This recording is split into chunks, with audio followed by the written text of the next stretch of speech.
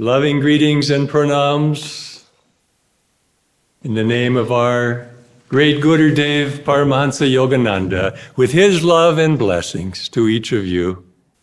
I can't tell you what a joy I feel in my heart to know that he is blessing each of you who have come to this gathering today, and that we have this time together to spend in his spirit, in his presence, and to rejoice and to strengthen our connection with that divine link that he represents to the higher consciousness, to the presence of God. Welcome, each one of you. Welcome and blessings. I want to just begin by asking a divine blessing on each one of you from our eternal Father, Mother, friend, and beloved of the universe. Oh, great God, bless each one of these souls. Flow through their hearts and minds, so that your love and wisdom and joy and blessings may flow through each one of them to find a greater expression in this material world. They are your own, Father, Mother, friend, beloved. They are your own. And our great Gurus, Jesus Christ, Bhagavan Krishna, Mahavatar Babaji, Lahiri Mahashai, Swami Sri Yukteswar, and Gurudev Paramahansa Yogananda, flow out over this gathering in great waves of love, great waves of joy, of wisdom, of divine consciousness. Bathe and suffuse these souls with the reality of your presence. Fill them with your love. Fill them with your joy. Fill them with your peace and strength.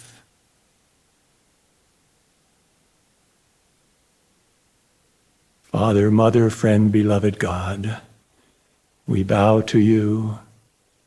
Be thou evermore real to us as we meditate and live our lives in the light of the great Kriya Yoga teachings of our Gurudev and Param Gurus. With your blessings, by your grace and power, may these things come to pass. Om, Om, Om. Peace. Amen.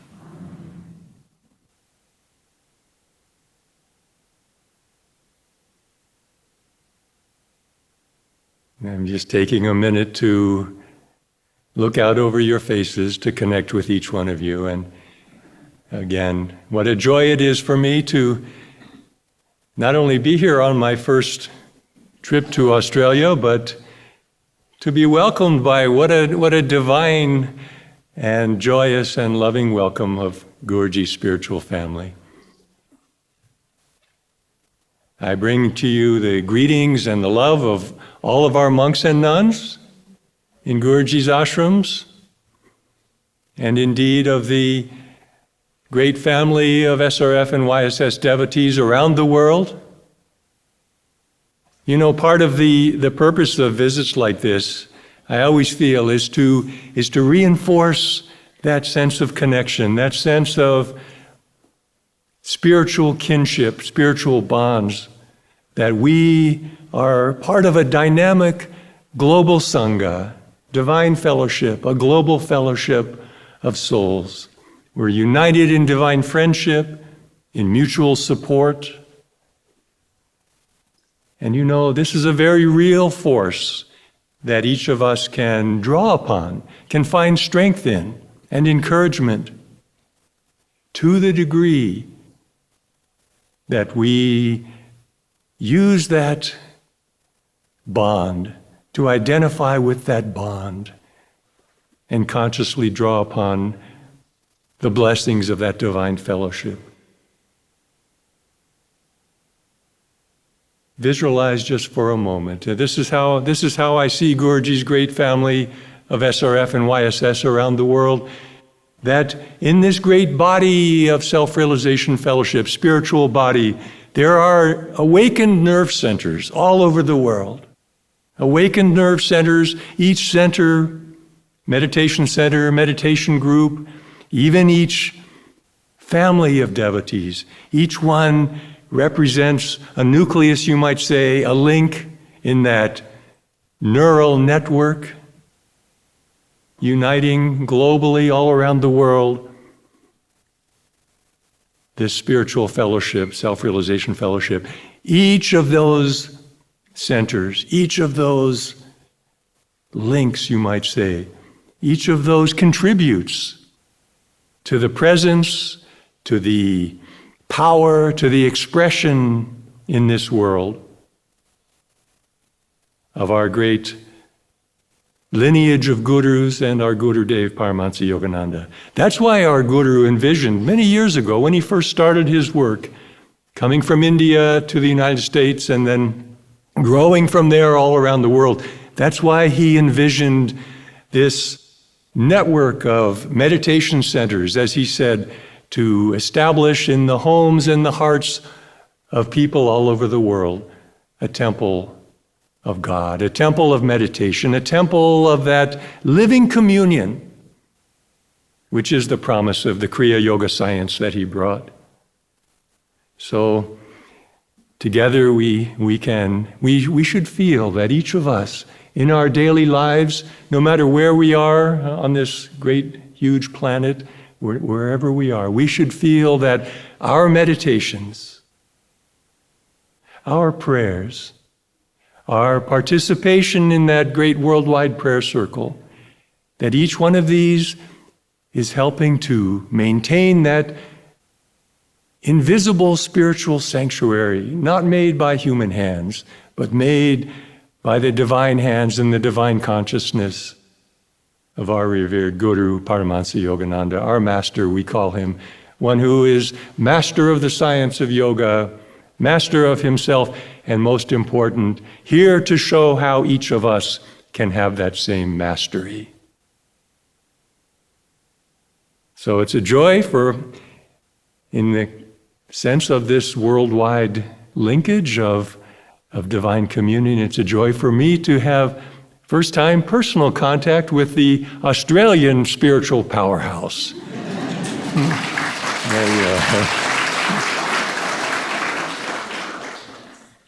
You may not know what a shining light you are. Never underestimate the power of a life that's attuned with God and Guru. It's a source of great blessings, and especially when we multiply that, as I said, by the thousands and ultimately will be millions around the world who are consciously attuning their lives to that flow of grace, that flow of love, wisdom, understanding, and compassion, and letting that manifest outwardly in all those that we come in contact with. So, looking out at your faces, I almost want to stop talking because the light and the blessing and the attunement and the sincerity.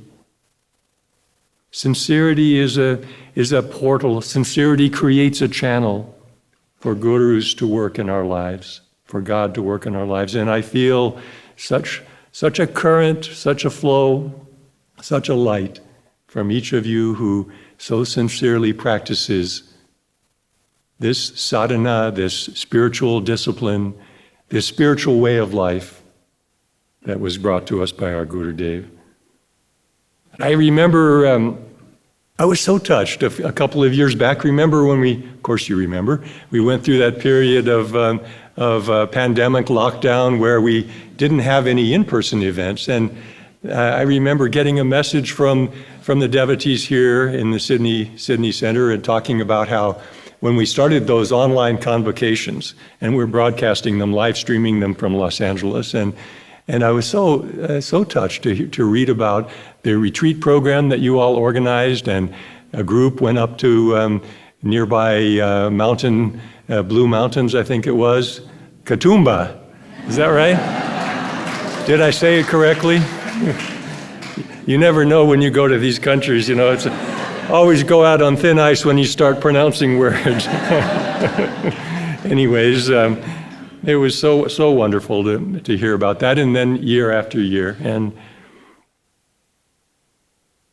I never come before a group of Guruji's divine spiritual family without such a strong reinforcement of the conviction of what an amazing spiritual family all of you belong to.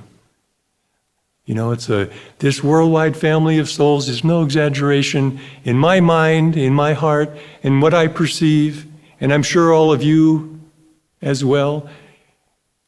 This worldwide spiritual family collectively represents the highest, the noblest, the deepest and purest, spiritually enlightening qualities of the soul.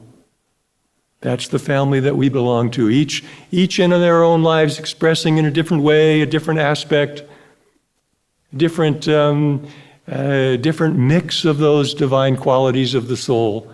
And when you put it all together, what a great light, what a great power it becomes, and will continue to increasingly become. And those qualities, those attributes that all of you so beautifully make the effort, yes, 2 steps forward, 1 step back, 3 steps forward, 2 steps back. It doesn't matter. It doesn't matter. Those qualities that are increasingly becoming manifest in our great family of Self-Realization Fellowship devotees and YSS devotees. These are the very qualities that the world at large, the world as a whole, our whole family, human family, global family of souls. These are the qualities that the world must increasingly adopt and make the effort to express for us to advance into a higher era of civilization that is on its way, that we know is coming. So you belong to the spiritual family whose members have already made that commitment, have already made that dedication to that personal, transformational journey of self-realization toward the universal, the highest goal of human existence. So what a blessed family of souls you belong to. I really wanted to begin by dwelling on that, coming to a part of the world that I haven't visited before, and to acknowledge and to perhaps remind, if it's necessary to remind, each of you are part of that linkage. Each of you are part of that amazing spiritual family that our Guru was sent here to awaken, to serve, to love, to teach, and to reintroduce to God. Think about it. That is what a Guru does. That is the promise that the Guru makes as enjoined by God himself. The Guru is part of that divine process by which the eternal beloved is drawing each soul. That means all of us, all of you, each one are part of that process of evolution that our Guru Paramahansa Yogananda has been assigned, you might say, and he joyously took up that assignment. But think about what that means for each of you. He's made a promise to the Heavenly Father, to the Divine Mother, that he will take your soul back to God. And he doesn't make that promise lightly. He doesn't take that divine responsibility lightly. I think each of us, reflecting on that, we probably think, oh, Guruji, let me try to make it a little bit easier for you. I'll go a little deeper in meditation, be a little kinder in my speech, be a little more calm in my outer activities, just to make it a little bit easier for you, huh? Isn't that how the disciple responds to our Guru? Yes.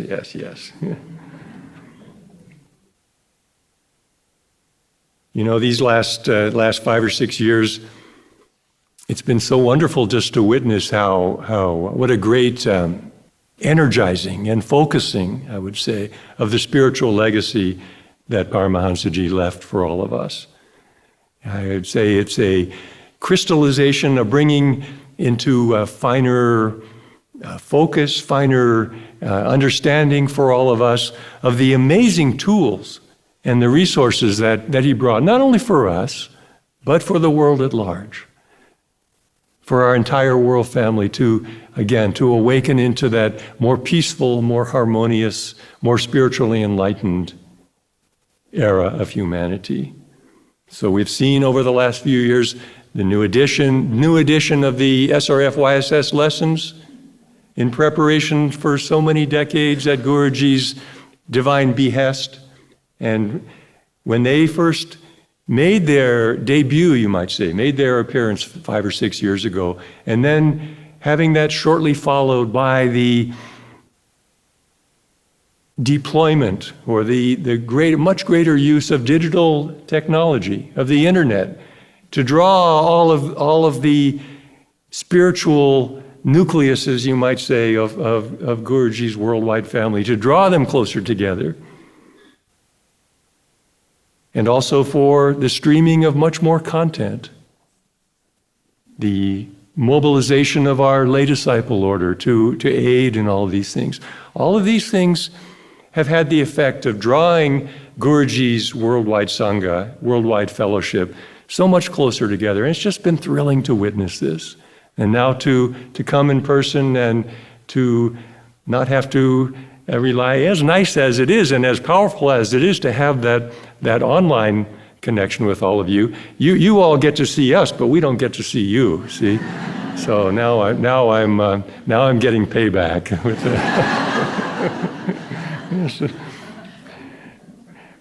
Well, you laugh, but I can't tell you how often when I meet devotees around the world and they say, brother, it was so nice to see you in this video or that video, and I think, well, maybe, but I didn't get to see you. So now I am. That's why I like to make these visits. I'm on my way to India with Brother Saralananda. Be my 5th time going there every few years, except for during the pandemic. And when we planned this visit, actually started planning it. The YSX monks started planning it about 1 day after I left last time. And I said, okay, a couple of years, and I'd love to come back. So then they were planning that, and then a few months back, and I said to my staff, well, let's look at the map here. Here's Los Angeles, and then we can go over this way to India. And you know what? I want to go to Australia. I want to come to. I want to go to Australia on the way to India. And they said, but brother, Australia really isn't on the way to India. I said, don't bore me with the details. We're going. So I'm here. God bless you all.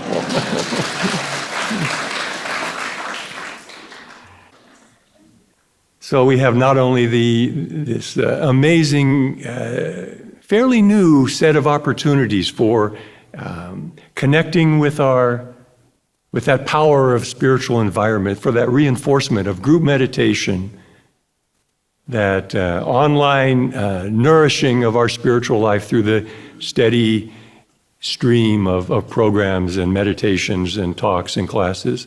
And of course, nothing could really supersede the beautiful spirit that all of you cultivate in your wonderful Sydney Center. So all of these things combined, it's put SRF and YSS into a new era. And all of you, congratulations that you're here to witness this, and not only to witness it, but to help make it happen. We're in this together.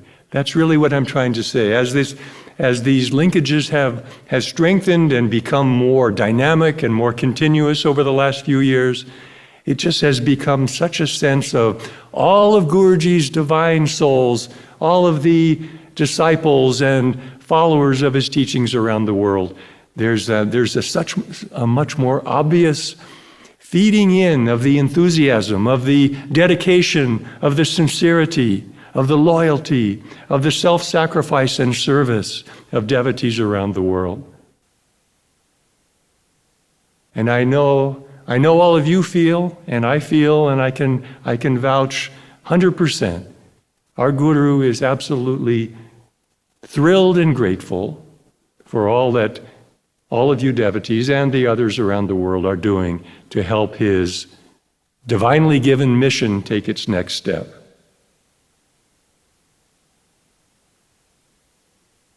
You know, along with just this outer, you might say, strengthening or growth of the fellowship aspect, the global Sangha of SRF and YSS. Along with that, I think in these last 5 years, something else has been happening too.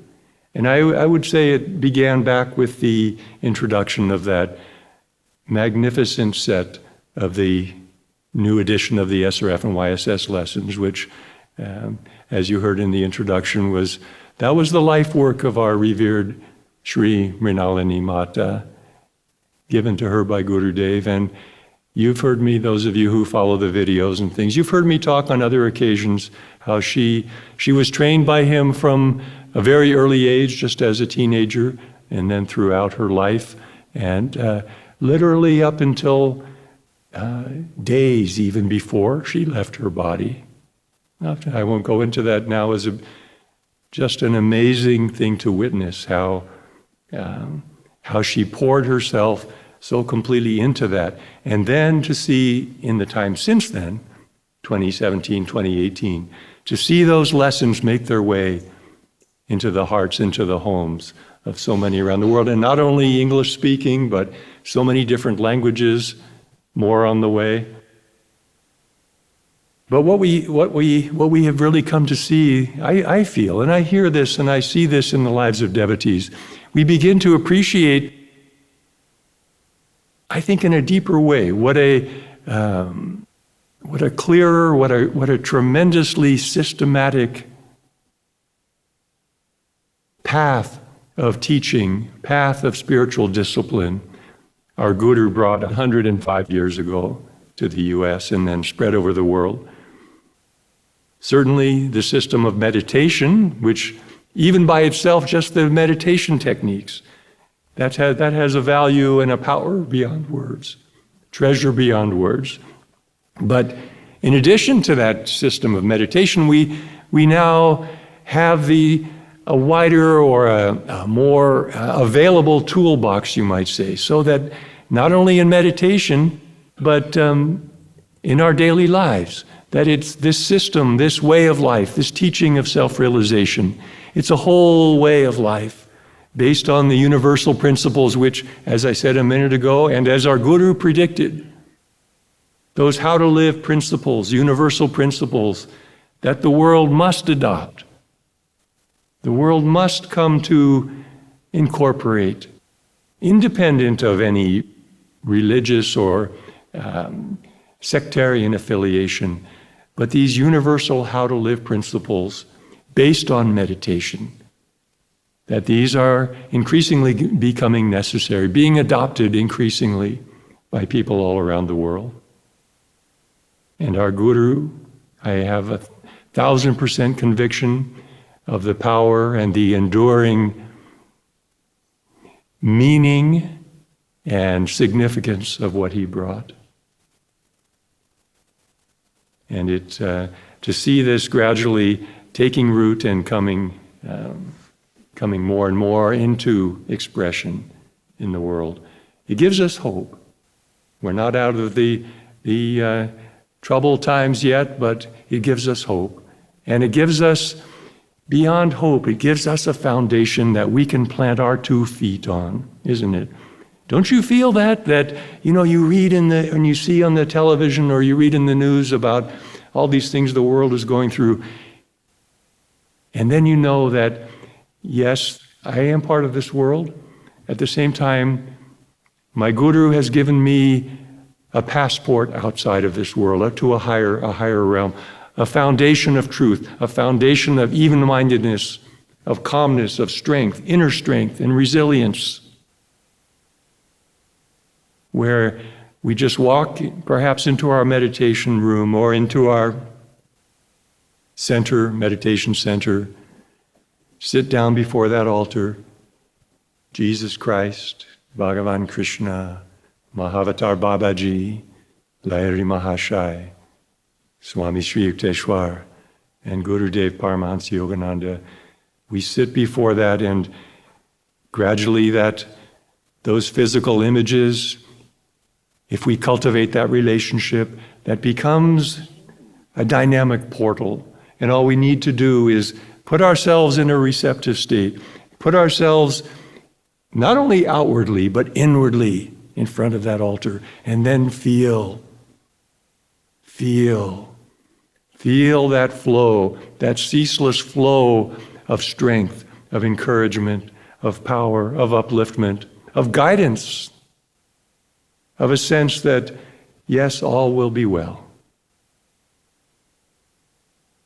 Guruji so memorably said, this world will always have turmoil and trouble. What are you worried about? Go to the shelter of God, where the masters have gone. And here's the key point, where they have gone and from where they are watching and helping the world. Never forget that. Never forget when you are sitting in front of that beautiful SRF YSS altar of those divine beings who were sent to usher this cycle of civilization into a higher age. When you sit there and when you make that connection with your heart, with your kutastha, your spiritual eye, and feel their living presence, then from, as Guruji said, from that place where they are watching and helping the world, you are in their light. You are in their care. You are in their benediction and flow of grace.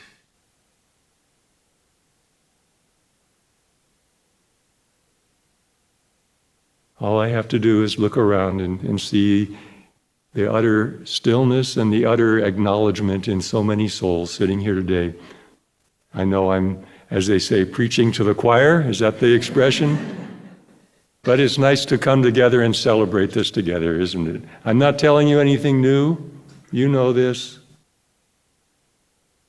And we can all deepen this together.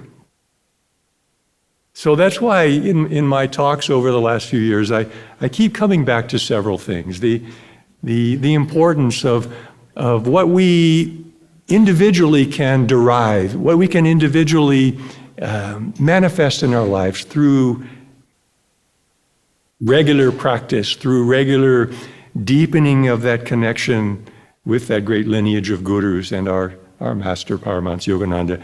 One that comes is this, as I already alluded to, this ability to live in the world and maintain a divine connection. We live in the material world, and yet we are not alienated. We are not cut off. We have recourse. We have access to that flow, to that current of divine power. If we learn the art of living in the world without losing that divine connection, in other words, to maintain in our daily lives an inner contact with the power and the love of God. That contact with the power and the love of God. And as I have often said again, what a blessed responsibility each follower of this path has to make yourselves, make each one of you to make ourselves into a living link with Christ, Krishna, and the Masters. So that not only do we become transformed, not only do we become purified and made joyous and happy and self-realized, but we become a conduit. We become, in a way, just a little more open pore through which their light, through which their help can spread out over the world. Be that living link between Christ, Krishna, and the Masters.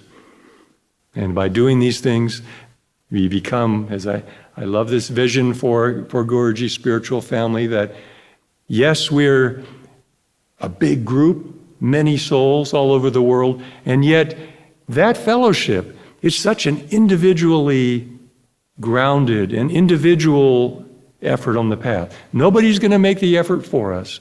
Even the gurus, those supremely enlightened ones, Guruji used to say, not even a master can do everything for you. You have to supply. You have to supply that key. You have to supply that missing ingredient, which is what? Is your willingness, your receptivity, your dedication. But doing that then allows the Guru to help you become a mystic in the heart of the world. So doing these things, we benefit ourselves, and never forget, we are serving the world. I'm thinking back just as I'm speaking to you. You know, when we left Los Angeles, it was quite a dramatic period with the terrible raging fires in different parts of Los Angeles. And I think all of you probably have already heard the wonderful and very humbling and awe-inspiring story of the lake shrine being saved from the devastation, no other word for it, the devastation in the surrounding community. But when we think about how the light, how the power, how the strength of our gurus flows through this worldwide network, through the power of prayer, there was an example of it. From the time that we made aware that these fires were approaching and being near the lake shrine, there was this amazing response from all over the world, India, Europe, Australia, South America, North America, all around the globe, in that power of the worldwide prayer circle. And never doubt for a moment what an amazing effect that produced in real time in these last few weeks. You know, in talking and thinking about the how our gurus, how to live sadhana, or path of spiritual discipline, how that has become clearer, more crystallized, more, I would say, available to each of us. I feel like with the advent of these, the new lessons, with the advent of the online programs, the online meditation center, all of these things together, that it's come into focus how what an amazing spiritual toolbox our Guru has given us. And I want to just mention three in particular, because sometimes devotees write to me, or they ask when we have meetings like this, and they said, well, out of the teachings or out of the practices that our Guru teaches, what have you used, brother? What have you used to help navigate through the twists and turns of the spiritual path? And really, three of them come to mind, and these are so deeply implicit, so deeply ingrained in the lessons, in Guruji's teachings and writings and so on. But again, the missing ingredient is we have to deploy them. We have to take them out of that spiritual toolbox and put them into use. So just to mention three of them. First, I'll just list them, and then I'll touch on their significance briefly. One of them, I would say, is a knowledge and an understanding of the yoga science of identity, the yoga science of identification. Another one is what I've come to think of as the yoga psychology of Paramahansa Yogananda. The yoga psychology of Paramahansa Yogananda. And a third one, the yoga science of vibration, the yoga science of understanding and using the laws of vibration in creation. Now you might say, well, brother, these sound, kind of abstruse. a little bit intellectual, and I want to be a devotee, not a PhD. Right? Okay, I get it. And yet, when we understand these, and more important, when we use them, we see that these are so eminently practical. These are the basis, really, of living a spiritual life, wherein we can live in the material world and not lose our divine connection, wherein we can increasingly become, in our lives, an open link, an open portal for Christ, Krishna, and the Masters, wherein we can increasingly walk through this world as a mystic in love with God. There's no higher joy in life. There's no higher fulfillment in life than just to feel, to look out over God's creation, even with the less desirable modifications that his wayward children have affected, yes. But even then, to perceive behind all the noise, behind all the static, behind all of the cross-current of sometimes, yes, negative and chaotic vibrations, there is that stillness, and in that stillness, there is that divine beauty, there is that divine harmony, there is that divine joy. And each one of us can partake of that. That's what it means to be a mystic in the heart of the world. So we say, well, why should we be interested in these three things? These yoga science of identity, yoga science of vibration, yoga psychology that our guru taught. Well, let's take them one at a time. First of all, the yoga science of identification, that's what gives us the conscious ability to go through this world, to walk through this world, identified with our immortal self, identified with our soul, our divine self, rather than, as Guruji so memorably put it, don't be a cringing mortal being. You are an eternal being. You are a child of God. And the more, we have to claim that identity. We have to claim that. And in the lessons, in the techniques, and in the teachings of Guruji, he tells us, we may not even know that he's telling us, but if we just practice what he does, we are putting into practice this yoga science of identification. Because the Guruji said this, he said, where the energy is, there is your consciousness. And we take that law and we apply it through the Hong Sa technique, through the Om technique, most of all through Kriya Yoga. And we get control, as you all know, you've learned the techniques. We get control of that outward flow of life energy, of prana, that's constantly keeping us fixated and in a worried state of mind, in a ruffled or distracted or fearful state of mind, and enabling us to reverse that and find that place where God and Gurus live within us. So we become what we concentrate on. Remember that. When we concentrate on God, when we concentrate on our souls in meditation, and I would add to that, when we study the Guru's lessons, when we study the Guru's teachings with concentration, that law is powerfully coming into effect. We become what we concentrate on, and when we concentrate on the Guru's words coming to us through those divine lessons, they are filled with a constant affirmation, you are a child of God. You are an eternal divine being. And the more we allow that to become our object of concentration, that's who we become. That's what we become. Then we have, related to that, this yoga psychology. And I use that just as a term in my own mind for what Guruji gave us in the science of how to use the mind, the instruments of willpower, of concentrated attention, of self-control, to use those to achieve success, to achieve fulfillment in our lives, to achieve even-mindedness, to achieve peace.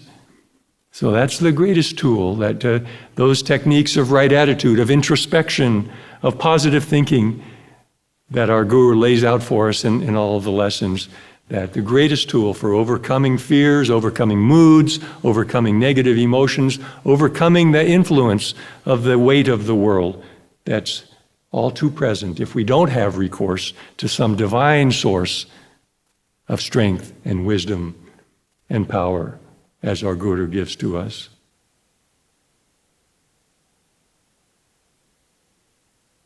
And then coming to the third one, this power of vibration.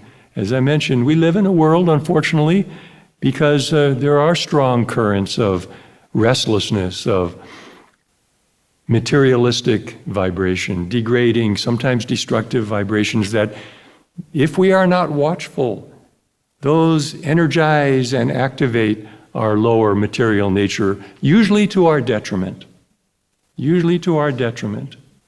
These are the lessons that the soul learns after repeated burning of the fingers, you might say, or stumbling or undergoing all the varied experiences of life.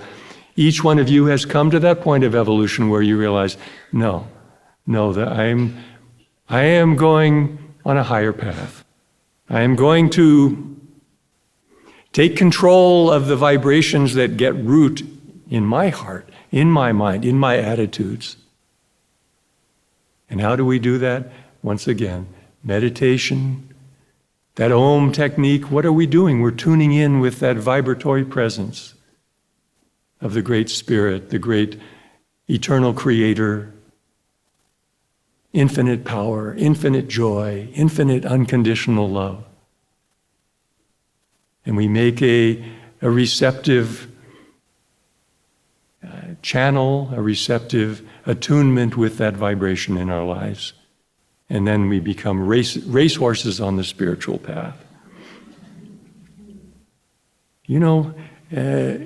Like all of us before we came on this path, and most people in the world may not even realize that there even exist these resources, these techniques, this system of how to live that enables us to organize, to harmonize, to purify, to perfect that inner environment, which is so much more important than the outer environment in the end result. It's what we are inside, where we live, how we live inside. That there exists this systematic technique, systematic methodology for harmonizing, purifying, and perfecting that inner environment. And that's what these teachings, that's what this great science of Kriya Yoga, this how to live teaching of our Guru brings to us. I love that term that he gave, the how to live teachings. And as he predicted, and as we see around us, and as we see in our own lives that motivates us to go deeper in them, they're not just how to live teachings, is it? They're really how to survive in this world. It's sort of, this is just the baseline. You start with learning how to live, and then otherwise, it's really how to survive with any semblance of inner peace, any semblance of meaning and direction and purpose and understanding in this world.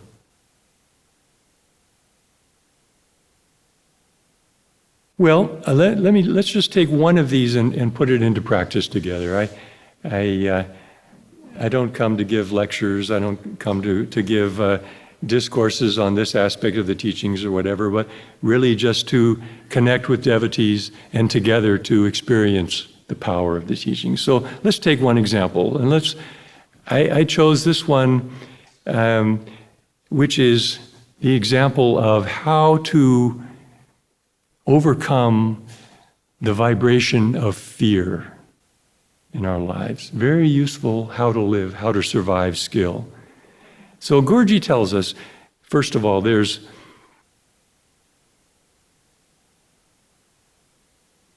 whenever we find ourselves dwelling in an unsettled state, in a state of worry or a state of fear, first thing is just to acknowledge that, to become aware of it.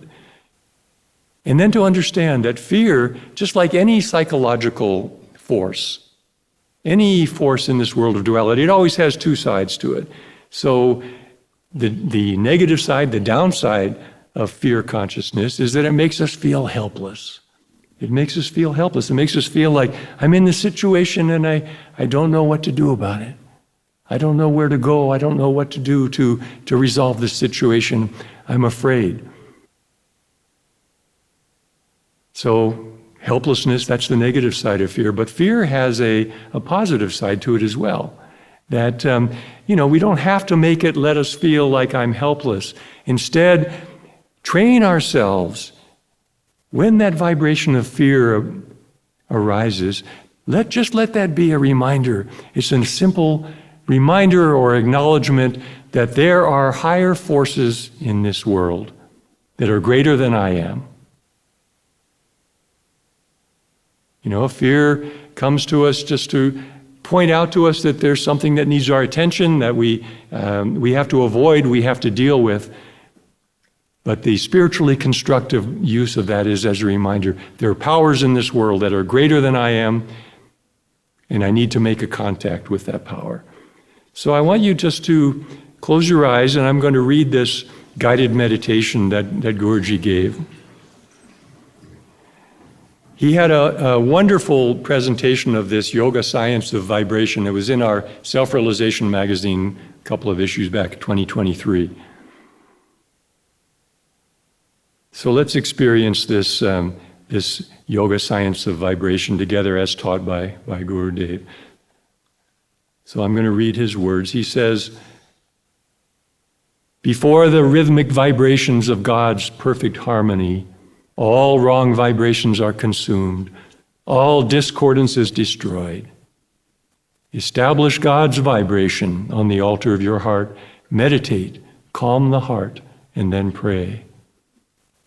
So meditate, as you did for that period before we started this talk. Calm the heart, and then pray. Pray like this, and you just visualize and follow along Guruji's prayerful words. Through every feeling and every pore of my heart, O purifying light, O incandescent flood divine, flow through me, that I may create in myself and my environment vibrations of health, of power, of wisdom and love, and at the same time burn away all inharmonious and wrong vibrations.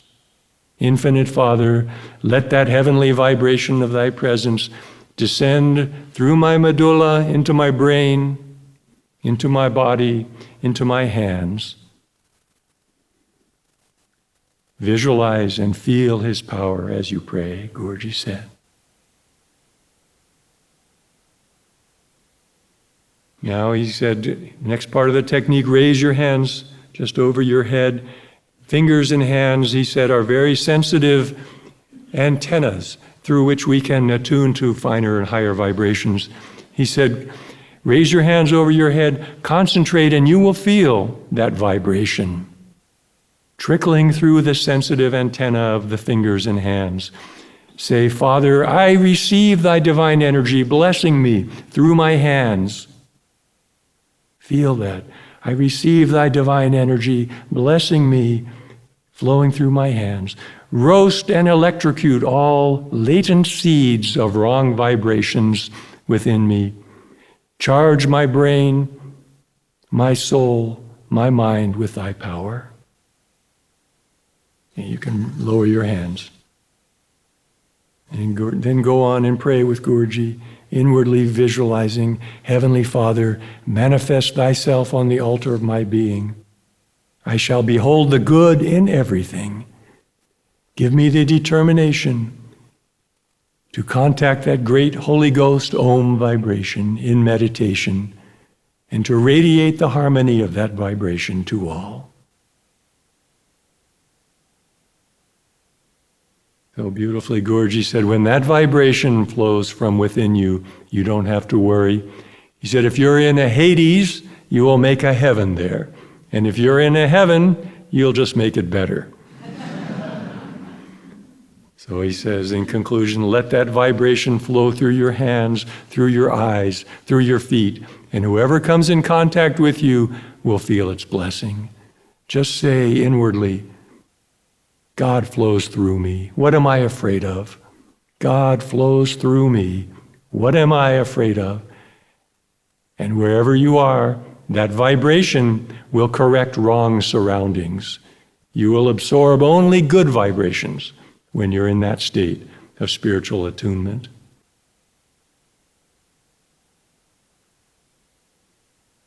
Dear ones, it's this experiential dimension of Guruji's writings and teachings that each of us has to constantly mine and constantly activate, constantly bring into our daily thoughts, our daily attitudes, our daily interactions with the world.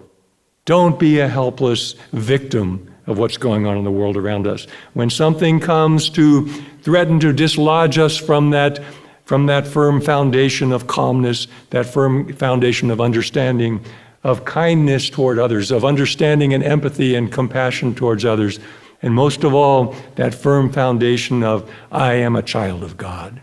I am an eternal soul. I am a radiating ray of spirit. All of those qualities of spirit, all of those qualities of God are flowing through my soul, and I can consciously attune with whatever is most needed, with whatever is most appropriate, with whatever is called for in the circumstances in which I find myself. Don't you want to walk through the world doing that? Yes, that's what the disciples of Paramahansa Yogananda are called upon to do.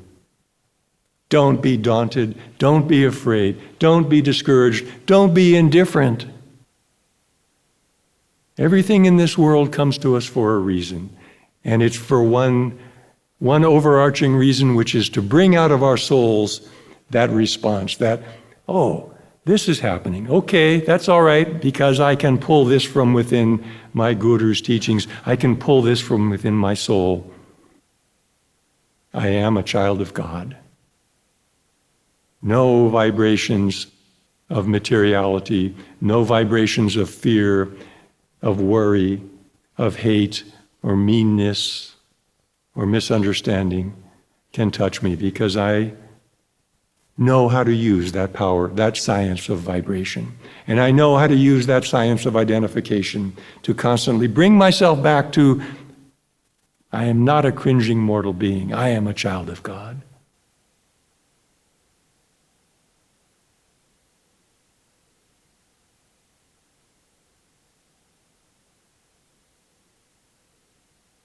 There's so much to share with all of you, but we couldn't possibly cover it in such a short meeting like this. But I have to tell you, when I thought about coming, spend some time with Guruji's devotees in Australia, and I thought to myself, well, Master, what can I bring to them? What can I share with them? And when you close your eyes and you go within, and there's such a consciousness of just that amazing ocean of inspiration, of power that comes to each of us through his teachings.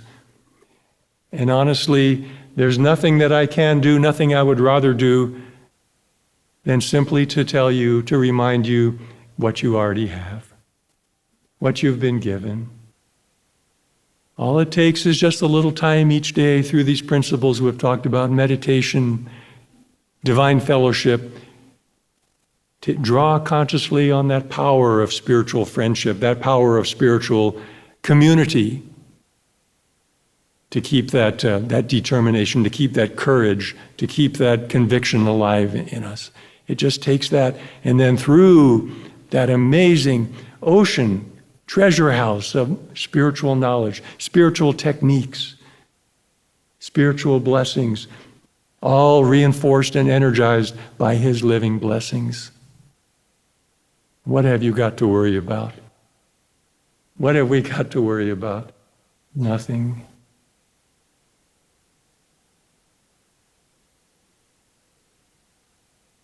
As I said, remember, we become what we concentrate on. That's why our Guru said, try to live in that consciousness where you bringing the mind back again and again just to that one thought. God, Christ, gurus, God, God, God, God, Christ, gurus. And remember, not only do we become what we concentrate on, but remember the most powerful form of concentration is what? It's love. Love is the strongest form of concentration. When you imbue those prayers, when you imbue your spiritual efforts with that longing, with that love for God, you are applying that science of vibration, that science of identification, and that yoga psychology 10,000%. Love for God, and we become what we concentrate on. Love for God, we become of God. How beautiful, how simple life becomes. So again, I always feel that the only real service that I can perform for this worldwide spiritual family is simply again and again to remind us all of what we've been given and of the joy, the courage, the satisfaction, the fulfillment that comes when we build our lives around these how to live teachings, around these techniques of Kriya Yoga meditation. I've seen it not only in the great disciples of Guruji, I was blessed to be mentored by, but in tens of thousands of followers of this path around the world. I know that it works. You know that it works. More to the point, you know that it works. Make that continuity of effort. Keep that link, keep that channel open, and let that transforming flood of Guruji's divine consciousness wash over you, sustain you, purify you, bless you, and uplift you every day of your life. These teachings are going to be a spiritual dynamo for the world at large, but all of you have a magnificent head start on it. Use them, fill your life with joy, fill your life with power to accomplish good, success, peace, and a deep sense of inner fulfillment that you are living according to the divine plan for which each of us has been placed here on earth. You are fulfilling that.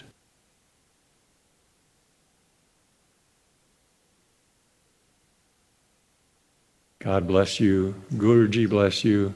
May his love and blessings and ceaseless flow of divine consciousness be with you every day of your lives until you reach out and find his hand outstretched to you, and he takes your hand and places it in the hand of that infinite beloved, Father, Mother, Friend, Beloved of the universe.